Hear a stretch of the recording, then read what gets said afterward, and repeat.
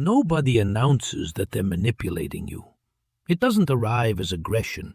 It doesn't look like a threat. It looks like a conversation, a favor, a moment of someone being unusually understanding. And by the time you feel the weight of what just happened, you've already agreed to something you didn't choose, moved in a direction you didn't pick, or handed over something you didn't intend to give. Carl Jung spent decades mapping the unconscious architecture of human behavior. And what he found wasn't a world of rare, calculating villains. It was something far more unsettling, that most manipulation doesn't require malice. It requires psychology.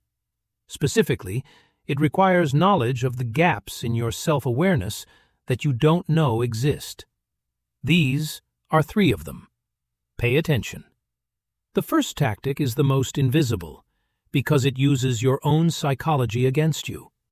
Jung identified the shadow as the collection of traits, impulses, and characteristics you've rejected, buried, or refused to acknowledge in yourself. Everyone has one. The parts deemed too angry, too needy, too ambitious, too weak, pushed underground because at some point, showing them felt dangerous. Here's what manipulation exploits. You will react with disproportionate intensity to the qualities in others that mirror your own shadow. The manipulator doesn't need to know Jungian theory to use this. They simply learn, through observation or instinct, what triggers you. What accusation makes you immediately defensive? What quality in others produces an outsized reaction? Then they aim at it. It looks like this in practice. Someone accuses you of being selfish, at a moment strategically chosen to destabilize you. Not because the accusation is accurate, because they've noticed that selfishness is something you're privately afraid of being, something your shadow carries, and that the accusation alone will send you scrambling to disprove it. So you give more than you intended. You concede ground you shouldn't have. You apologize for a position that didn't require an apology, all to escape the internal discomfort of a label that struck something deep. Jung called this being hooked by the shadow. The manipulation didn't require force. It required one precisely aimed word, and your own psychology did the rest. The defense isn't to become cold to criticism. It's to do the work Jung prescribed. Integrate the shadow. When you've genuinely examined the parts of yourself you're ashamed of, when you've looked at them honestly and stopped fearing them, the hook has nothing to catch on. A person who knows their own darkness cannot be destabilized by someone else pointing at it. Persona exploitation.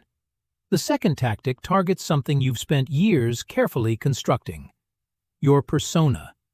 Jung's term for the social mask you present to the world is not a lie. It's a necessary tool. The curated version of yourself you bring to professional settings, social circles, public life. The identity you've built around how you want to be perceived. But it has a vulnerability built into its structure. Because the persona is built for an audience, it can be controlled by an audience. The manipulator who understands this doesn't attack your persona. They flatter it. Specifically, they flatter the gap between who your persona claims to be and who you privately fear you aren't. Watch how this operates. You present yourself as someone generous, fair, above pettiness. The manipulator mirrors that image back to you. You're so reasonable, you always see both sides.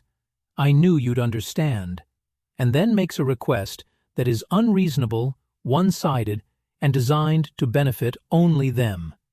To refuse now is to contradict the identity they just handed you. Your persona, your need to be seen as the person they described, does the compliance for them. This is why the most effective manipulation often feels like a compliment.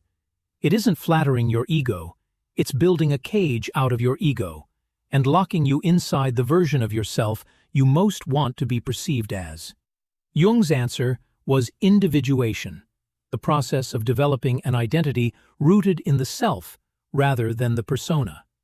A person who knows who they actually are, who doesn't need the mirror of social approval to feel real. That person can receive a compliment without being controlled by it. They can hear you're so reasonable and think, let me evaluate whether this request is reasonable on its own merits, not whether agreeing to it confirms the identity I've been offered. That gap between the compliment and the decision is where freedom lives. Collective shadow pressure. The third tactic doesn't come from an individual. It comes from a group, and it is the most powerful of the three because it weaponizes something Jung identified as one of the deepest human drives, the need to belong. Jung wrote extensively about what he called the collective shadow, the darkness that groups project outward onto individuals or other groups to avoid examining themselves. The designated outsider, the person the room turns against not because they've done something wrong, but because the group needs somewhere to place what it won't face internally. Manipulation through collective pressure looks like this. A social environment, a workplace, a family system, a friend group, generates a consensus about who you are, what you should do, what is acceptable. The consensus is never stated as pressure, it's stated as obvious. Everyone agrees. This is just how things are done. You're the only one who has a problem with this.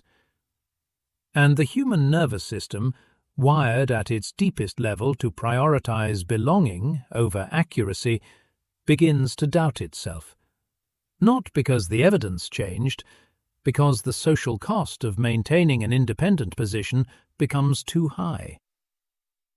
Jung observed that the group does not think.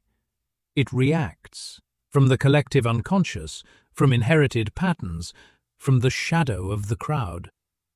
And the individual who cannot distinguish between what I genuinely believe and what the group needs me to believe is endlessly available for manipulation at scale.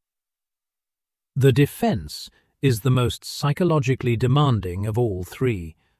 The capacity to hold your own perception under social pressure. Not arrogance, not contrarianism. The quiet, grounded ability to sit inside a room full of people who disagree with you and still trust what you know to be true. Jung called it psychological maturity, the point at which a person stops needing the group's verdict to feel certain of their own.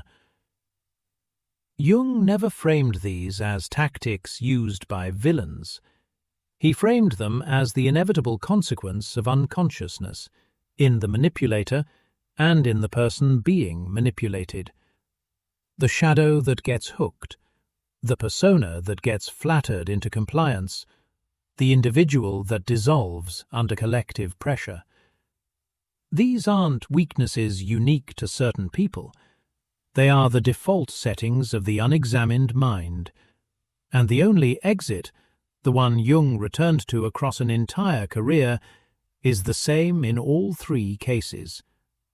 Know yourself, not as a project, not as a performance, as a practice, ongoing, honest, sometimes uncomfortable, of seeing clearly what is actually running your behavior before someone else does. Because the person who has done that work doesn't just resist manipulation, they stop being a target. Drop a comment. I see the tactic now. Subscribe, because the next video goes deeper into the psychology of who is actually making your decisions.